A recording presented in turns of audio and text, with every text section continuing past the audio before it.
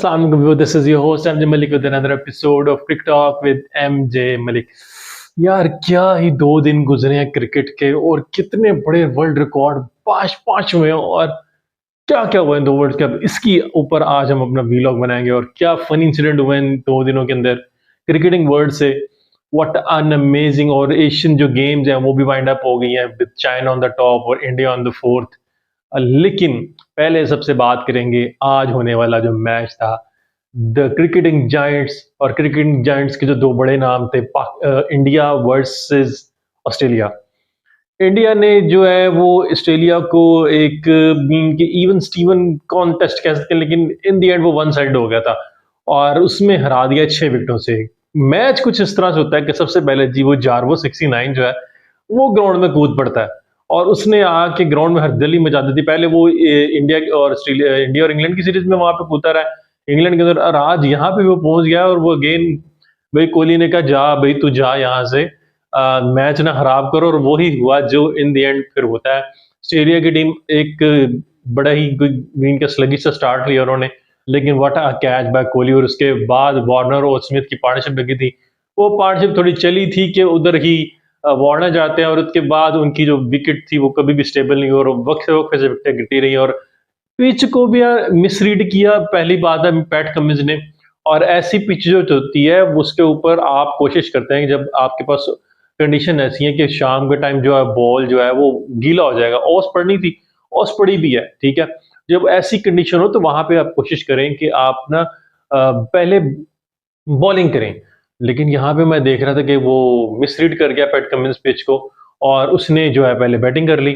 जब हरी पिच हरी नहीं थी, कि वो जो क्रैक से पिच के अंदर उसको भी उसने मिसरीड किया, थोड़ी डस्टी पिच भी थी और थोड़ा अनइवन सा टर्न भी था, यानी कि ऑड बॉल जो थी वो टर्न हो रही थी और वहां पे जो है वो बिल्कुल भी समझ नहीं पाए। स्पिन जो है उनको पकड़ ली उन्होंने, कुलदीप यादव हो जाए, रवि जडेजा हो जाए, अश्विन हो जाए, और उसके अलावा बुमराह, और उसने भी क्या कहते हैं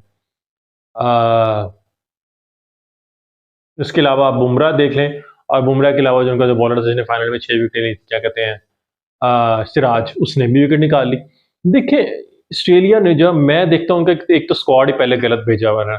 खैर स्क्वाड की बात होने में हम मैच के ऊपर स्टिक करते हैं, स्क्वाड तो भेज दिया, स्पिनर भी उन्होंने नहीं खिलाया था, जो खिलाया था वो भी किसी काम का नहीं था, सड़क से स्पिनर उन्होंने खिला दिए हुए थे।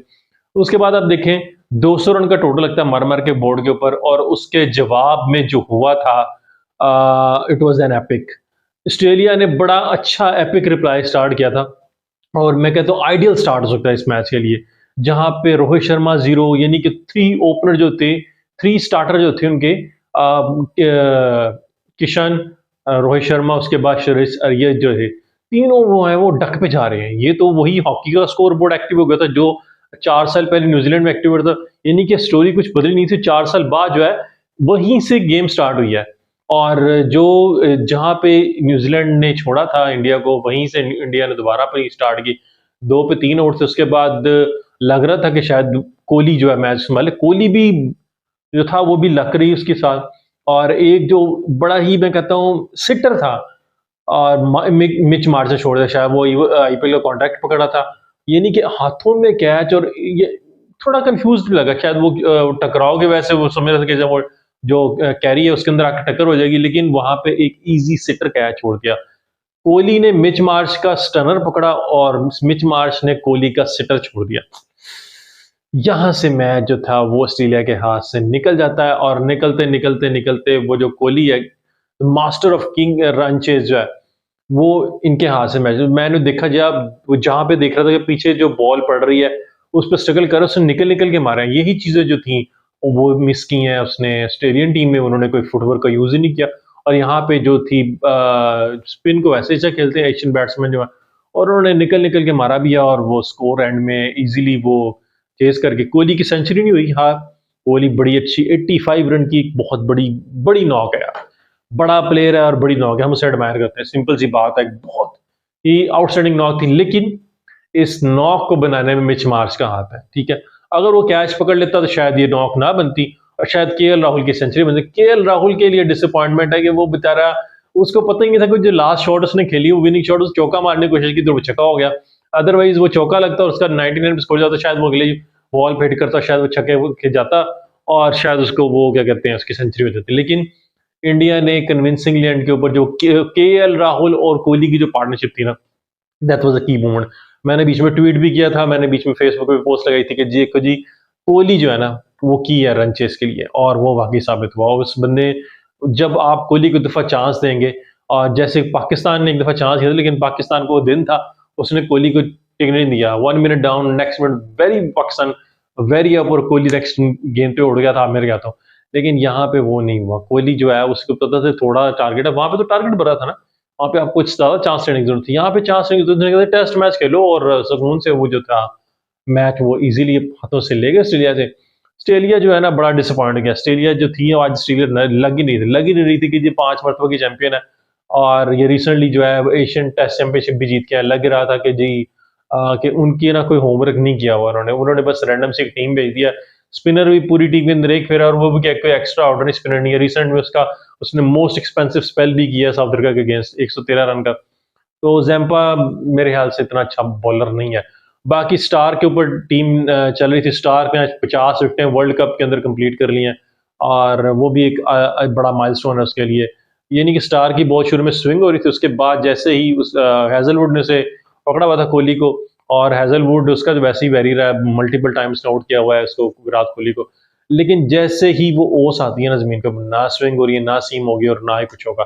सीधी सीधी बॉल पड़ेगी, और सीधी सीधी बॉल स्किट होकर बैट के ऊपर नाइसली आ रही थी, और वो मैच इजीली लेके चले गए आपसे। खैर दिस इज व्हाट वी, ये तो क्या कह सकते हैं। उससे पहले हम कल के 2 मैचेस की बात करते हैं। वर्ल्ड रिकॉर्ड बने हैं, और वर्ल्ड रिकॉर्ड भी क्या, साउथ अफ्रीका और श्रीलंका का एक मैच था। साउथ अफ्रीका ने रिकॉर्ड 428 रन बनाए, 429 रन का वर्ल्ड कप हिस्ट्री का सबसे बड़ा टोटल खड़ा किया। 3 सेंचुरियां आज तक वर्ल्ड कप हिस्ट्री में नहीं बनी। वो उन्होंने क्विंटन डिकॉक, मॉन्टेडसन और मार्करम, ने सबसे फास्टेस्ट 49 बॉल की सेंचुरी बना दी है वर्ल्ड कप हिस्ट्री की। पहले तो था रिकॉर्ड आयरिश प्लेयर का था, और वो टूट गया, और उसने के बाद ये ओब्रायन का रिकॉर्ड था। और यहाँ पे जो रिकॉर्ड है नील ओब्रायन के साथ रिकॉर्ड था, और वो यहाँ पे रिकॉर्ड वो टूट गया। और 400 एंड में उन्होंने इतनी स्लॉगिंग की है। 40 ओवर में मेरे ख्याल से उनका 250-60 था, और एंड में आ रही 10 ओवर में उन्होंने 120-30 मारा, और मैच वो लेके चले गए थे। पहले ही प्रेशर डाल दिया। लेकिन hats off to Sri Lankan player कि उन्होंने किस तरह फाइट पुट किया, और फाइट ऐसी पुट किया अगर उनकी विकेटें कंटिन्यूस इंटरवल से ना गिरती तो may be it could be another upside story. लेकिन आप देखें कि उनके तरफ से, हाँ, उनके जो बड़े बैट्समैन थे, इससे ओपनर नहीं चले। ओपनर चल जाते तो वो भी कुछ एडिशन हो जाता, उनके ओपनर नहीं चले। लेकिन मिडिल के अंदर मेंडस ने, उसके बाद असलंका, और इसके बाद कैंपन शाना का की इनिंग थी। तो ये 3 जो बड़े प्लेयर्स उन्होंने मारा, अच्छे हासी शॉटें मारी, छक्के लगे हैं, और रिकॉर्ड बाउंड्रीज 107 बाउंड्रीज लगी हैं इस मैच के अंदर। आप इस हिसाब लगा लें, वर्ल्ड कप हिस्ट्री के अंदर सबसे ज्यादा बाउंड्रीज लगी है इस मैच के अंदर। तकरीबन 750 स्कोर बनाए, 326 रन बना गए थे, और अभी भी 6-7 ओवर पड़े हुए थे जब वो पूरी टीम उनकी आउट हुई है श्रीलंका की। तो आप इससे अंदाजा लगा कि पाकिस्तान का नेक्स्ट मैच जो है वो श्रीलंका से है, और श्रीलंका जिस तरह की फॉर्म में आई है अब, और पाकिस्तान के लिए भी अलार्म है, क्योंकि पाकिस्तान अभी तक ना वो कन्वेंशनल क्रिकेट खेल रहा है 90s की, जिसमें आप 290, 200, 300 करें और अगले आपके बॉलिंग संभालेगी। अब जो है मॉडर्न डे क्रिकेट में ऐसा नहीं होगा। आपके लिए 300 स्कोर भी कम है। मैं पहले भी कह चुका हूँ, पाकिस्तान के लिए ये तो नीदरलैंड की टीम जिससे हम स्केप कोड बन के निकल गए। यहाँ पे बाकी जो टीमें हैं वो 300 साढ़े 300 को कुछ नहीं समझेंगी, वो मारेंगे उसके तरह से आपको। आपके बॉलर इस कैपेबिलिटी के नहीं है। शाहीन मुझे उस तरह रिदम में नहीं लग रहा। हारिस रऊफ चलो अच्छी एक बेहतर बॉलिंग कर रहा है। नसीम शाह की जो परफॉर्मेंस है वो मिस कर रहे हो, और हसन अली की इतनी पेस नहीं है। स्पिन आपका वीक लिंक उस तरह फॉर्म में नहीं है। देखें पाकिस्तान के पास ना, ठीक है, एक अच्छी बैटिंग लाइनअप है, स्ट्रगल कर रही थोड़ा बहुत, लेकिन आपको इन सिचुएशन से अवेयर होने के लिए आपको एक बड़े टोटल लगाने पड़ेंगे। अब ये 250-300 से काम नहीं चलना। 350-400 वाली अप्रोच आपको अपनानी पड़ेगी। आपको वैसे ही स्टैट्स बता रहे हैं कि पिछले 1 साल के अंदर आपके पावर प्ले के अंदर छक्के नहीं लगे। छक्के मारना इशू नहीं होता, लेकिन आपने पावर प्ले के अंदर विकेट तो बचा कर रखनी है ना। विकेट नहीं, विकेट गिर जाती है, और आप फिर आगे आके बात सारी बात बाबर बैद बाबर अगर ना चले तो फिर आपका लोअर मिडल ऑर्डर स्ट्रगल करता है। इस तरह के ऊपर आपका पिछले 1 साल से काम चल रहा है। तो आपने जिन टीमों को हराया वो भी सबको पता है कि किन टीमों को हरा के आप नंबर 1 बने, और ए बी और सी टीमों को आपने हराया हुआ है जो टॉप क्लास टीम है जिनके। एनी हाउ, उसके बाद एक और मैच था जी, अफगानिस्तान और बांग्लादेश का। अफगानिस्तान जो लग रहा था कि ओवर रेटेड थी, बड़ा उनके मतलब बात हो रही थी कि वो जो क्या कहते हैं, शायद वो अपनी स्पिन बॉलिंग की वजह से पिछाड़ देंगे। लेकिन वो भी वन साइड शुरू में 112 पे उनके ऊपर 2 ओवर थे, उसके बाद उनकी एक ऐसी लाइन लगी है शाकिब अल हसन कि आउटसाइड बॉलिंग की वजह से मैच ले गए हैं। और उसके बाद उन्होंने 4 विकेटों के सामने के ऊपर एक ईजी स्पीजी 153 रन का टारगेट जो वो भी चेस कर लिया। ग्राउंड के मतलब बात करेंगे, बड़ा ही पैथेटिक जो थी वो इसकी कंडीशंस है। धर्मशाला के ऊपर आपने देखा कि जो ग्राउंड है, स्केटिंग करते हुए मुजीबुर रहमान जो था वो जमीन के अंदर घुस गया था और पूरा घास जो था उड़ गया। और वो जो ड्रोन फुटेज दिखा रहे थे उसमें भी आप दिखा रहे थे कि जी 60 वाला जो रड़ा है बिल्कुल वैसा ही ग्राउंड है धर्मशाला का।